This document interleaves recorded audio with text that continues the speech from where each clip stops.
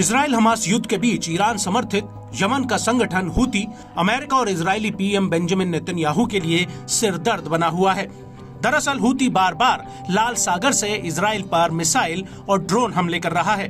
इसके अलावा वो लाल सागर में इजराइल और इजरायलियों से जुड़े मालवाहक जहाजों पर हमला करके या तो उन्हें अपने कब्जे में ले रहा है या फिर नुकसान पहुंचा रहा है।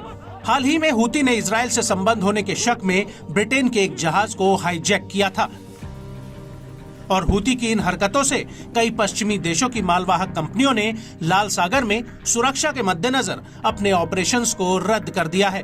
लेकिन अब ऐसा लगता है कि हूती को सबक सिखाने के लिए अमेरिका ने कमर कस ली है।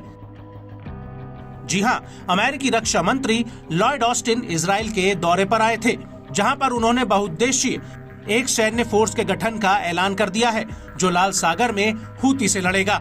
इस फोर्स में 10 देशों की सेनाएं शामिल होंगी, जिसमें Bahrain, Canada, France, Italy, UK और अन्य देश शामिल होंगे।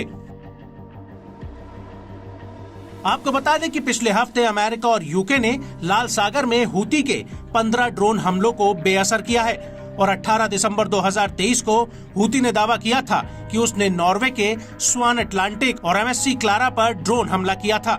हालांकि दोनों जहाजों की कंपनियों ने कहा है कि उनका इजराइल से कोई संबंध नहीं है।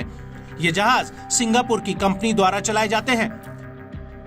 वहीं दूसरी तरफ अमेरिका के इस बयान पर हूती के प्रवक्ता मोहम्मद अल बुखैती ने कहा कि वो लाल सागर में अमेरिका की अगुवाई वाले गठबंधन से लड़ेंगे।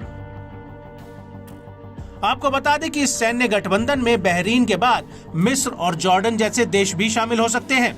हालांकि यह भी स्पष्ट नहीं है, लेकिन मिस्र और जॉर्डन के साथ गल्फ कॉरपोरेशन काउंसिल के कुछ देश इससे बाद में जुड़ सकते हैं, क्योंकि सऊदी अरब भी इसका हिस्सा है जो संयुक्त नौसेना में शामिल है। लेकिन मिस्र और जॉर्डन के लिए इस गठबंधन में शामिल होना आसान नहीं है, क्योंकि ये दोनों ही देश गाजा हमले को लेकर इजराइल की आलोचना करते आए हैं। वहीं दूसरी तरफ सऊदी अरब को साधने के लिए अमेरिकी रक्षा विदेश मंत्री एंटनी ब्लिंकन ने सऊदी के विदेश मंत्री प्रिंस फैसल बिन फरहान से चर्चा की है कि कैसे आगे गतिरोध से बचा जाए।